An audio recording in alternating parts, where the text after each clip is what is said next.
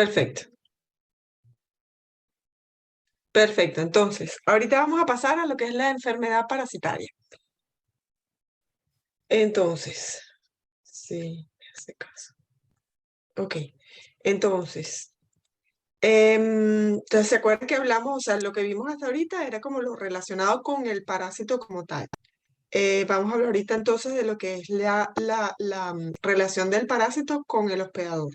Entonces, patogenia, que es algo que se tienen que aprender. O sea, todos los exámenes de parasitología tienen por lo menos una pregunta de patogenia siempre. ¿Ok?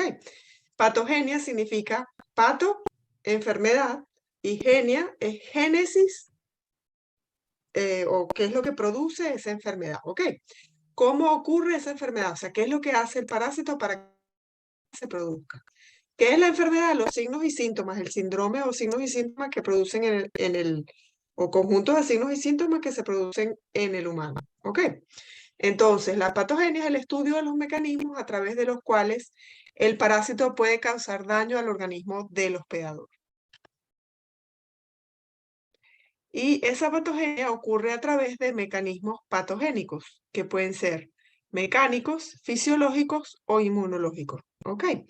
Entonces, dentro de los mecánicos tenemos tres tipos: obstructivo, compresivo y traumático. Dentro de los fisiológicos existen tres tipos también: exfoliatriz, destrucción celular por acción directa del parásito o destrucción celular por acción de sustancia, e inmunológicos, que es la reacción inmunológica o una reacción de hipersensibilidad de alguno de los tipos que existen, que produce el daño en el organismo cuando el sistema inmunológico actúa contra el parásito. Entonces, los mecánicos dependen entonces de la presencia del parásito y de las migraciones de esas formas evolutivas a través de los tejidos del hospedador. ¿Ok? Entonces puede ser obstructivo si obstruyo una luz, o sea que está dentro de un órgano que tiene luz. ¿Ok? Es decir, o el intestino delgado o un vaso sanguíneo, como los sinusoides hepáticos. Eso es obstructivo porque es de adentro hacia afuera. ¿Ok? Compresivo porque comprime algo donde debería fluir líquido y está comprimido, como por ejemplo que se obstruya un vaso sanguíneo por un tumor. Eso es compresivo. En este caso sería por una lesión que produzca, por ejemplo, hipertensión endocraniana por compresión. O sea, no está dentro del líquido cefalorraquídeo, sino que está comprimiendo el tejido y se produzca. Y el tercero es por traumático. Ahorita lo vamos a ver detallado. Entonces, mecánico constructivo viene a ser, primero, tiene que tener ciertas condiciones. Uno, que el parásito tiene que ser de gran tamaño, suficiente tamaño para obliterar un conducto. ¿Ok? Entonces, por ejemplo, en el caso de Ascaris lumbricoides, que Ascaris es más o menos del grosor, puede llegar a ser como del grosor de un lápiz, puede un solo parásito producir obstrucción del conducto de Wilson y producir pancreatitis, o que se forme un ovillo de todos esos vermes, de todos esos gusanos, y que entonces obstruyan la luz del intestino delgado más pequeño que el intestino grueso. ¿Ok? Entonces, y es dentro de la luz de ese órgano. Entonces, por ejemplo, no me digas que me va a volver a pasar lo mismo, no tengo foto. Déjame ver si es que está usando la que no. Voy a volver a abrirla.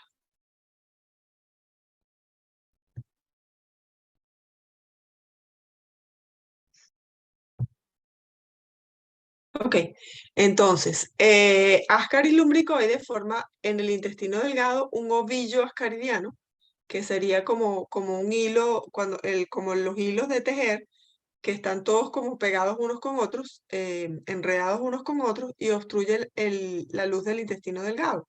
Y él ya no puede pasar la comida por ahí. Y entonces, pues bueno, eso es la forma mecánica, o sea, es un daño mecánico obstructivo. ¿Ok? Mecánico compresivo es por crecimiento mayor que el espacio disponible en un tejido afectado y comprime los tejidos vecinos y altera el funcionamiento o altera la circulación del órgano. ¿Ok? Por ejemplo, un cisticerco de Taenia solium o una quiste típico de Echinococcus granuloso en hígado o en pulmón. Entonces, el ejemplo que les puse fue, esto es una rayos X de tórax con esto que ustedes están viendo acá, que es un saco de líquido, es una hidátide o un quiste hidatídico en pulmón, y esto produce disnea por compresión de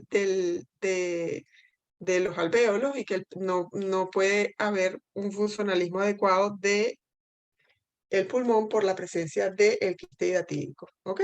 Y el paciente entonces hace disnea. Mecánico traumático viene a ser por lesiones directas contra el tejido afectado, ¿ok? Es ruptura del tejido produciendo alteraciones funcionales del órgano afectado por un traumatismo directo del parásito. Por ejemplo, Necator americanus, que lo van a ver después también, todo esto que les estoy nombrando lo van a ver después, pero para que lo entiendan, él se mete dentro de su cápsula bucal, de su extremidad cefálica, que sería el equivalente a la boca, las vellosidades intestinales y produce ruptura de esas vellosidades. Fíjense que ese es el Necator, la cápsula bucal del Necator, y lo que ustedes ven aquí que ya no tiene forma son las vellosidades intestinales que las tiene dentro, succiona sangre y destruye el tejido, y aquí lo que va a quedar es una úlcera sangrante, ¿ok? Por traumatismo directo del parásito. Entonces esto es mecánico traumático. Después tenemos los mecanismos patogénicos fisiológicos que vienen dados por la interacción entre el parásito y el hospedador. Y vamos a tener tres casos.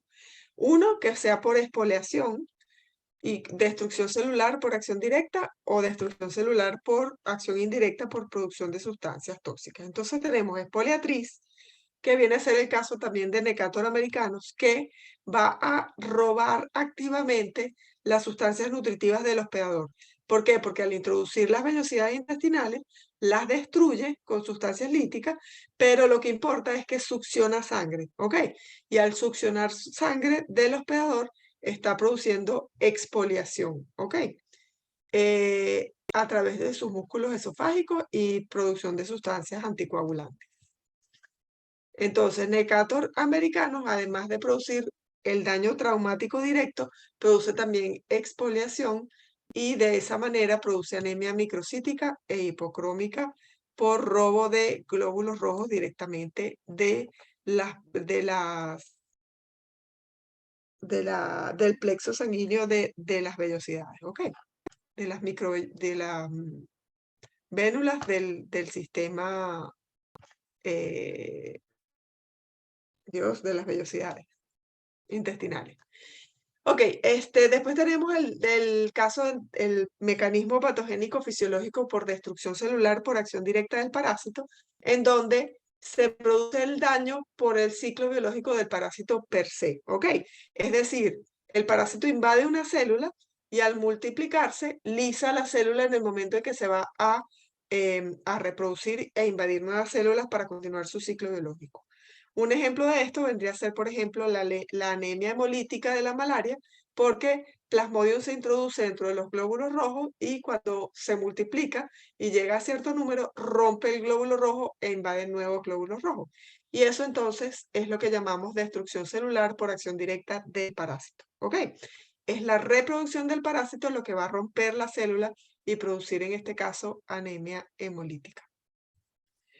¿Lo ven aquí? Estos son los merozoitos de Plasmodium cualquiera, vivax, por ejemplo, en donde se reproducen dentro del glóbulo rojo, lo rompen para invadir nuevos glóbulos rojos. Después tenemos el mecanismo fisiológico de destrucción celular por acción indirecta, por liberación de sustancias tóxicas, por producción y liberación de sustancias tóxicas que producen lisis celular, pero esa lisis celular ya no es por el parásito, sino por la sustancia, ¿ok? Como es el caso, por ejemplo, de Tameva histolítica, que la van a ver en la tercera unidad, que produce sustancias proteolíticas como hialuronidasa o tripsina o pepsina, que es lo que le permite destruir las uniones intercelulares y las células como tales y penetrar de esa manera la mucosa intestinal. Y produce entonces una úlcera en el colon, en el recto sigmoide normalmente, que se produce por esto, por una acción directa, producida por destrucción celular por acción de sustancias tóxicas, ¿ok? No por acción, no por el parásito per se, sino por las sustancias que secreta. O sea, es un parásito extracelular que produce sustancias para poder entrar al tejido del hospedador. Esto es el colon, y ven cómo produce una úlcera en botón de camisa. El parásito está aquí, no está dentro de las células, es extracelular. Está aquí en esta úlcera, adherido como a los bordes, porque está ingiriendo nuevas células, pero lo que hace es secretar sustancias líticas. ¿Ok? Aquí se ve más, esto sería ya el parásito per se, que es extracelular, que produce entonces el daño del tejido por liberación de sustancias líticas.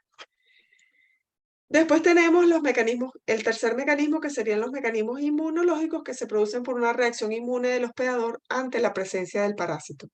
Es por una reacción inmunológica exagerada, que es lo que significa hipersensibilidad, y se produce entonces un daño al órgano o tejido afectado por la presencia del parásito, por la reacción inmune contra la presencia del parásito.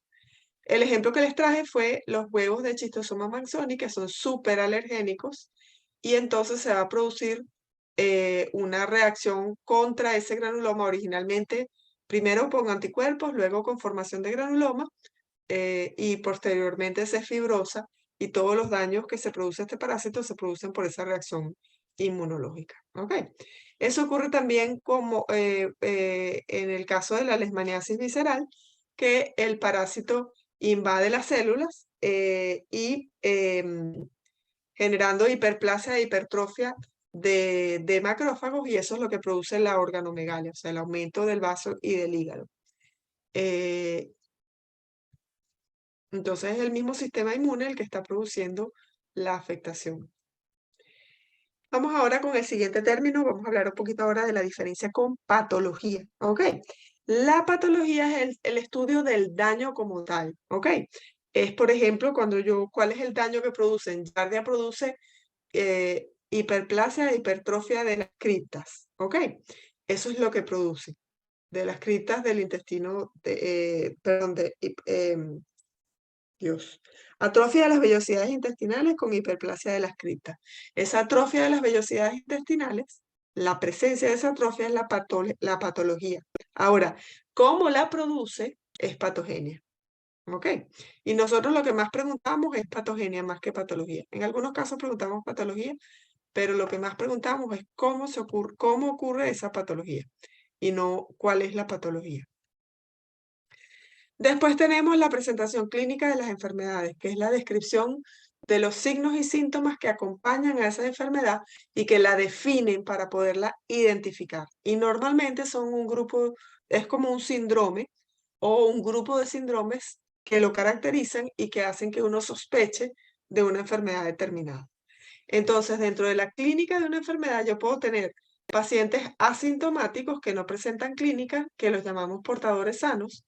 Puede tener un periodo de incubación para que se presenten los síntomas. Puede haber una fase en donde los síntomas clínicos son oligosintomáticos, pero lo que nos interesa realmente cuando hablamos de sintomatología es estos síntomas, que pueden ser síntomas de fase aguda o síntomas de fase crónica, que pueden ser tanto síntomas como, normalmente los llamamos manifestaciones clínicas, porque incluye los signos, los que serían los que el médico examina y evalúa. Por ejemplo, la hepatomegalia es un signo, la esplenomegalia es un signo, mientras que, por ejemplo, la fiebre es un síntoma porque el paciente refiere que tiene fiebre, de la misma manera que puede ser un signo porque tomamos la temperatura y vemos que hay fiebre. ¿Ok?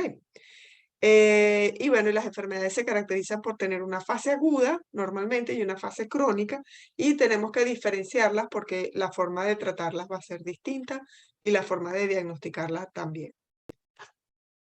Entonces, patogenia, mecanismos por los cuales se produce el daño. Patología, descripción del daño que produce el parásito. Y clínica, signos y síntomas que presenta el paciente, que normalmente no solo incluye los signos y síntomas, sino también los paraclínicos. ¿Ok? ¿Qué son paraclínicos? lo que conseguimos en un examen de laboratorio de rutina, como por ejemplo una hematología completa, en donde vemos los parámetros de sangre del paciente, cómo están los glóbulos rojos, cómo están los glóbulos blancos y cómo están las plaquetas, ¿ok? Y a veces se puede acompañar de química sanguínea, y la química sanguínea es el estudio de otros parámetros que son principalmente funcionalismo renal, funcionalismo hepático, etcétera, dependiendo de lo que estemos bien buscando, ¿ok? Esos exámenes básicos también forman parte de la descripción de las enfermedades cuando les preguntemos signos y síntomas, siempre y cuando sean característicos de la enfermedad. Ahora bien, las enfermedades van a tener una evolución natural, ¿ok? Y esa evolución natural la podemos ver desde dos puntos de vista. Desde el punto de vista del parásito per se o desde el punto de vista de las fases clínicas, ¿ok? Si lo vemos desde el punto de vista del parásito, vamos a tener que existe, primero, una entrada del parásito que la llamamos puerta de entrada o, dependiendo de los signos y síntomas, en la fase clínica la llamamos puerta de entrada y en la fase parasitológica es simplemente la entrada del parásito, ¿ok? Va a haber un periodo prepatente, es el periodo que pasa desde que del parásito entra hasta que puede ser encontrado dentro del organismo de alguna manera. Vamos a tener una segunda fase, que es esto que ven acá, que es donde el parásito es patente, que está en el periodo patente porque puede conseguirse a través de algún método diagnóstico y yo puedo conseguir los huevos en las heces o puedo conseguir el trofozoito en sangre o puedo conseguir el tripomastigota sanguícola y lo puedo hacer diagnóstico. Eso se llama fase patente. Después puede haber, algunos se acaban aquí y ya está, otros pasan a fases subpatente, es decir, que se esconden y no pueden ser detectados. Y en algunos casos, algunas enfermedades puede llegar a volver a ser patente, sí puedo volver a ser diagnóstico. Esto típico con las 4 fases es, por ejemplo, lo que vemos en el VIH. El VIH hay una entrada del parásito con la transmisión sexual, un periodo prepatente que no es posible hacer diagnóstico, un periodo patente en donde el virus se consigue en altas cargas virales, perdón, un periodo subpatente, este es el periodo de ventana, perdón, el periodo de ventana en donde no se detecta y después entonces se hace patente nuevamente y el paciente tiene altas cargas virales si no le damos tratamiento. Con los parásitos, la mayoría solamente podríamos decir probablemente, pero con el patente no tanto.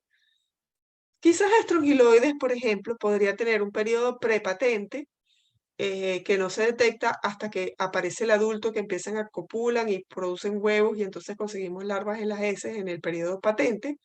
Después podría pasar a una fase crónica en donde es muy difícil conseguir, no es que no se consiga, pero es muy difícil conseguir las larvas y que si el paciente se inmunosuprima pueda tener altas cargas parasitarias y que sea fácil de determinar por un periodo patente. Pero en líneas generales, la mayoría de los parásitos se quedan en la fase prepatente y luego en patente. Ahora después tenemos los periodos clínicos. Los periodos clínicos se basan en la presencia o no de signos y síntomas. Vamos a tener la puerta de entrada, que puede tener manifestaciones clínicas de puerta de entrada, pero que no forman parte de la fase aguda ni crónica de la enfermedad. Después pasamos a una fase de replicación del parásito en donde no produce ni signos ni síntomas y se llama periodo de incubación. El parásito se está incubando, que es igual a los términos que se utilizan en caso de una infección viral o bacteriana.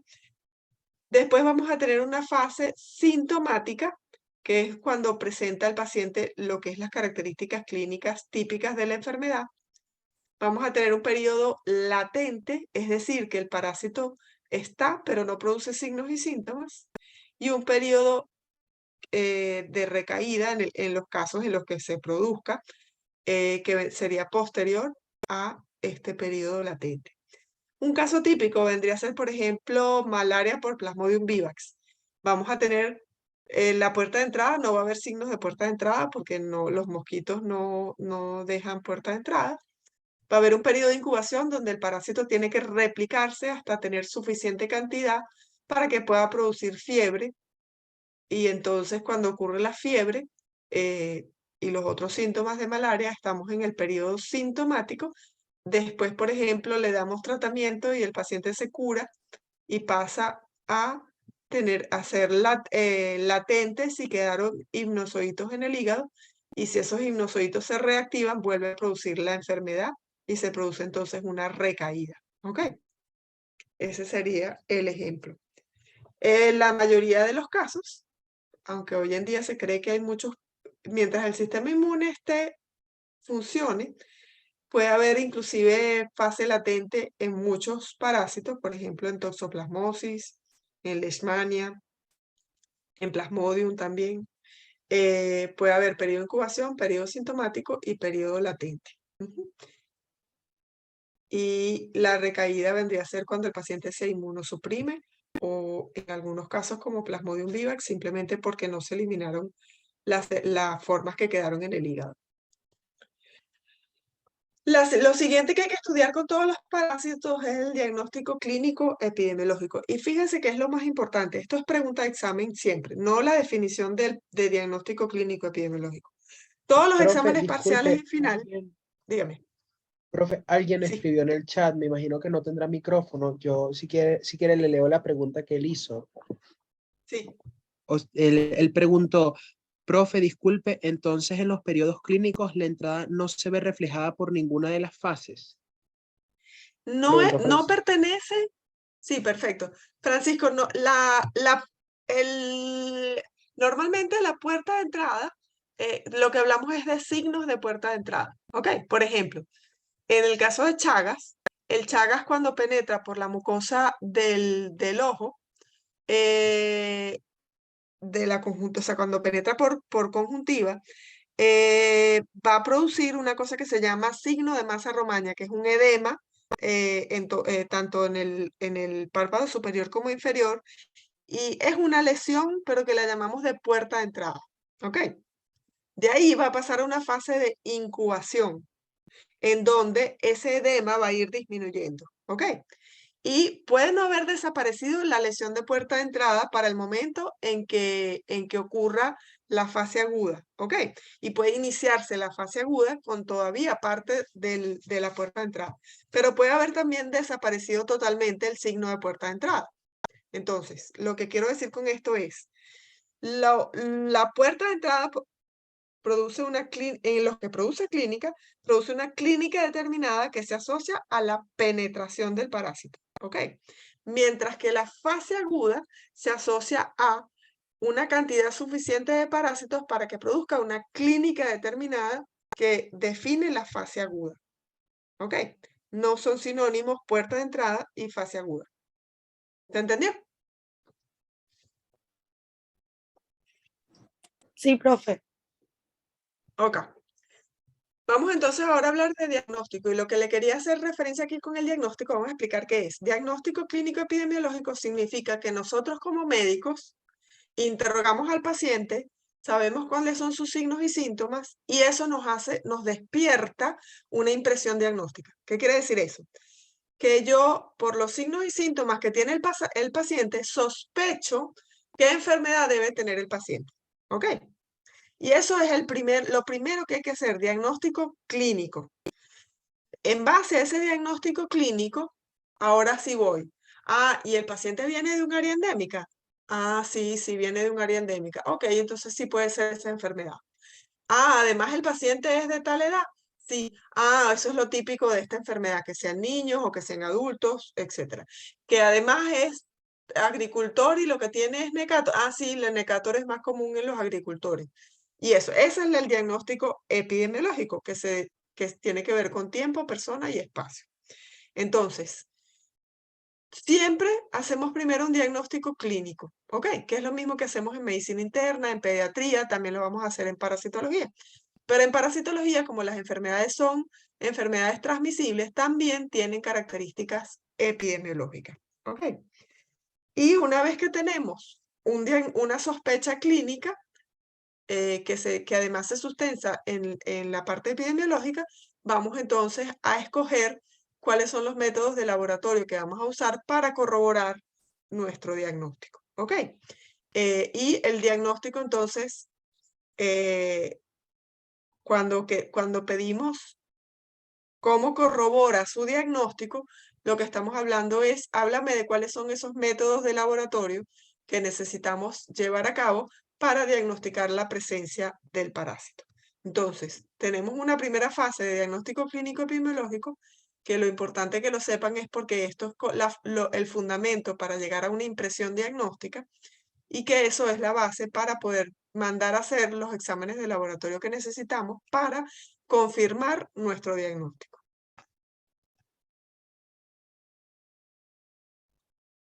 Ok, entonces, ¿cómo confirmamos nuestro diagnóstico? Lo puedo diagnosticar, lo puedo hacer de dos maneras. Uno, con métodos directos. Ah, yo esto lo cambié, pero me lo cambié fue en el otro. Esto tiene que estar del mismo tamaño que esto que ustedes ven acá. Lo voy a hacer porque es que igual, si no, después no van a entender esta diferencia.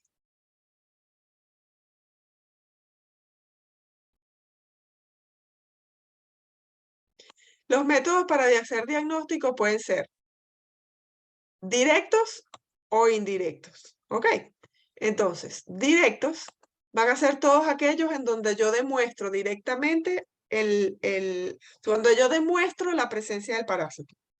Y los indirectos van a ser aquellos en donde en lugar de utilizar antígenos o visualización de formas evolutivas del parásito, detecto anticuerpos contra el parásito. ¿Ok? Entonces, los indirectos van a ser métodos inmunológicos con técnicas de diagnóstico inmunológico y los directos son los que me permiten demostrar o la forma evolutiva o hacer un PCR y detecto antígenos del parásito. ¿Ok? Perdón, una prueba rápida y detecto antígenos como los del COVID o PCR y detecto ADN del parásito. ¿Ok? Entonces, tengo directos y tengo indirectos. Métodos diagnósticos directos e indirectos. Ahora, los métodos directos de demostración del parásito se pueden hacer de dos maneras. ¿Ok?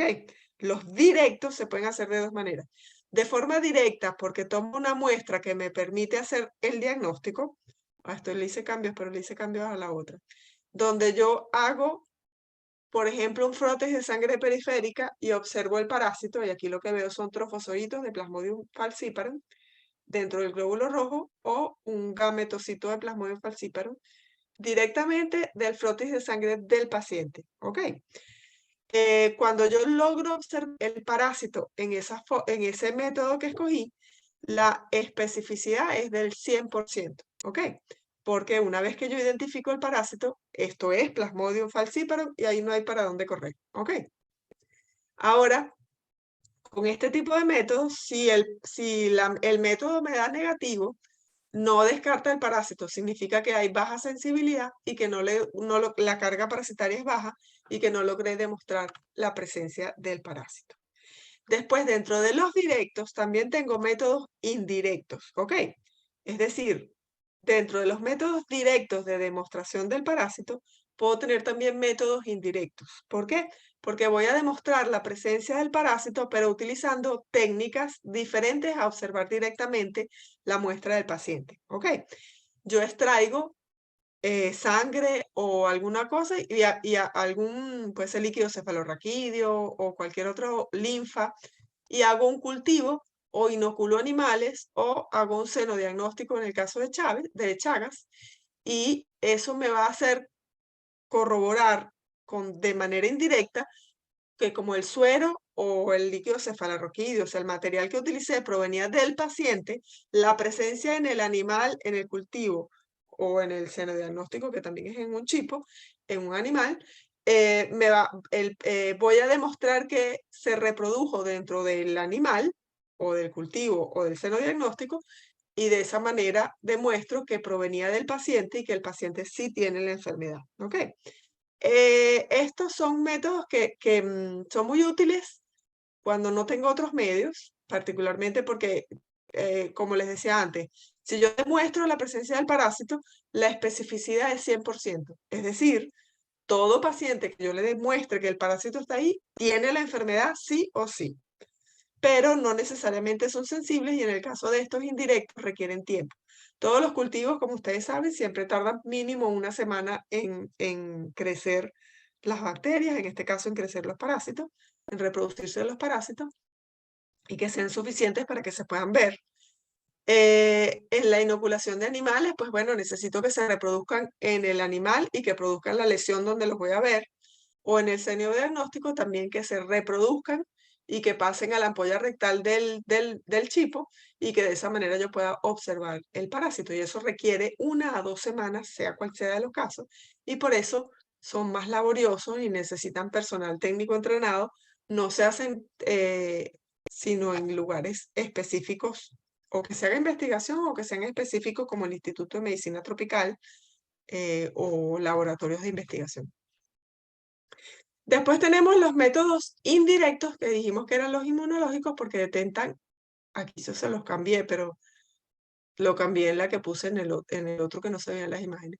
Es para detectar anticuerpos. Si detecto antígenos, estoy demostrando la presencia del parásito de forma directa. Es solo para anticuerpos.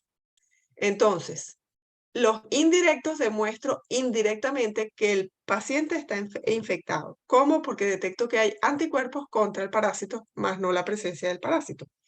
Son de dos tipos. Pueden ser por reacciones de hipersensibilidad retardada o intradermorreacciones, inmediata o retardada, o por exámenes inmunológicos para detección de anticuerpos. Podría ser una inmunofluorescencia directa, indirecta, o utilizar métodos de fijación de complemento, ELISA. Esto todo lo cambié, pero no sé por qué me volvió, no lo pude grabar en el que era, por haber quitado el...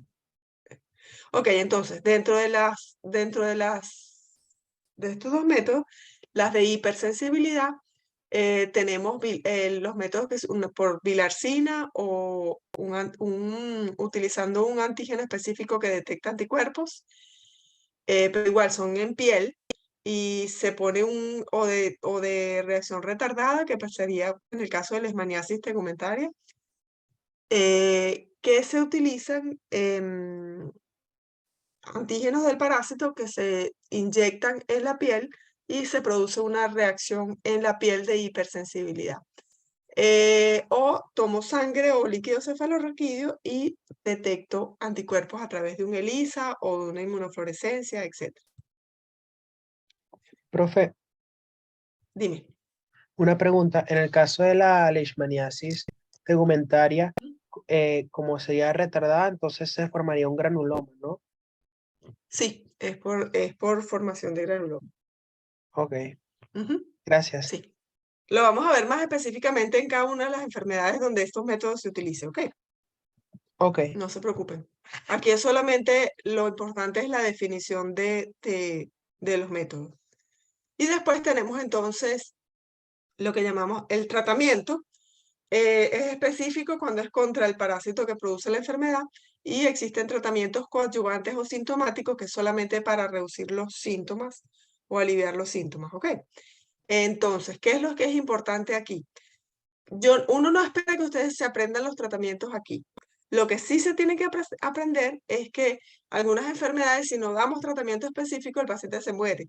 Y es eso, es la conducta. O sea, yo tengo que dar tratamiento específico. Si se saben el nombre del medicamento, chévere, pero si se equivocan, está malo. Mientras que si ponen tratamiento específico contra el parásito, siempre va a estar bien porque hay que dar tratamiento específico si el paciente, si existe tratamiento, ¿ok? Igual lo van a ver con cada enfermedad, no es algo que se tenga que aprender, pero eso es lo que significa tratamiento. Más que tratamiento, preguntamos siempre es conducta, que es lo que más nos interesa. Entonces, la conducta puede ser, la conducta es qué vamos a hacer con ese paciente que tenemos al frente, o sea, tenemos un caso clínico que estamos discutiendo, ¿qué vamos a hacer con ese paciente? Si todavía no tenemos impresión diagnóstica, pues lo primero que tenemos que hacer es un diagnóstico clínico epidemiológico para tener una impresión diagnóstica.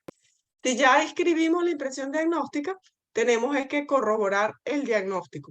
Normalmente esto lo preguntamos, o sea, esto es como lo que el procedimiento que hace uno como médico cuando tiene al paciente al frente. O sea, uno hace una historia clínica donde estudia, examina, interroga y examina al paciente para tener signos y síntomas, le mandas a hacer una hematología y una química sanguínea cuando sea pertinente, y todo eso se plasma en lo que ustedes están aprendiendo ahorita en medicina, o que van a aprender ahora en medicina interna, donde hacen una historia clínica. En esa historia clínica, cuando uno escribe esos signos y síntomas, el objetivo es llegar a una impresión diagnóstica, ¿ok? Y esas impresiones diagnósticas en medicina interna las estudian en nosografía. En el caso de parasitología, las van a estudiar en parasitología, ¿ok? Y entonces eso nos hace tener una impresión diagnóstica, o sea que la forma como uno redacta esa enfermedad actual debe estar orientada a llegar a una impresión diagnóstica. Entonces, cuando ustedes estén